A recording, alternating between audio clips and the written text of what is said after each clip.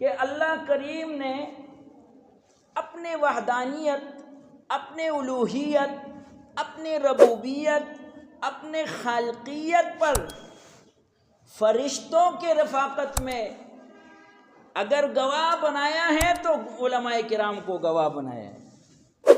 قرآن مجید میں اللہ کریم نے فرمایا شہد اللہ انہ لا الہ الا ہوا والملائکہ، اللہ کریم گواہی دیتا ہے شہد اللہ انہ لا الہ الا ہو، اللہ کے سوا کوئی معبود نہیں، اللہ کے سوا کوئی مشکل کشا نہیں، اللہ کے سوا کوئی حاجت روا نہیں، اللہ کے سوا کوئی حاضر و ناظر نہیں، کوئی عالم الغیب نہیں، کوئی مختار کل نہیں۔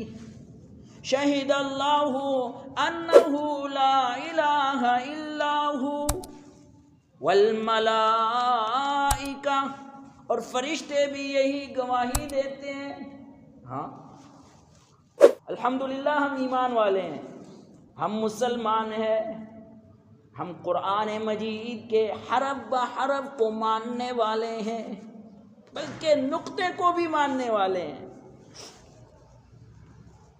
ہم مانتے ہیں اللہ کریم کا حکم حق بجانب ہے، اللہ کریم کا یہ قول حق ہے، فرشتوں کی گواہی حق ہے، لیکن اللہ کریم کے گواہی کو عام انسان اپنے کانوں سے سن نہیں سکتا، اپنے آنکھوں سے اللہ کو دیکھ نہیں سکتا، نہ فرشتوں کو عام انسان دیکھ سکتا ہے نہ سن سکتا ہے، اس لیے براہ راست کوئی گواہ ہونا چاہیے جو براہ راست عام انسانوں کو گواہی دے کے اللہ ہی معبود برحق ہے۔ تو اللہ کریم نے فرشتوں کی رفاقت میں جن ہستیوں کا ذکر فرمایا شہد اللہ انہ لا الہ الا ہوا والملائکہ وَأُولُو الْعِلْمِ قَائِمًا بِالْقِسْطِ، اور اللہ کریم کے وحدانیت پر، اللہ کریم کے ربوبیت پر، اللہ کریم کی خالقیت پر گواہی دینے والے یہی علماء کرام ہیں۔ یہ علماء کرام، یہ مقام اللہ کریم نے عطا فرمایا۔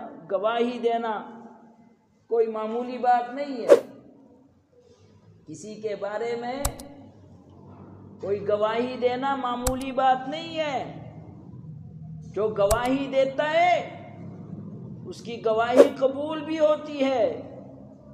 تو فرشتے گواہی دیتے ہیں اللہ کے معبود برحق ہونے پر، اسی طرح علماء کرام کو اللہ کریم نے فرشتوں کی رفاقت میں اپنے معبود برحق ہونے پر گواہ بنایا ہے۔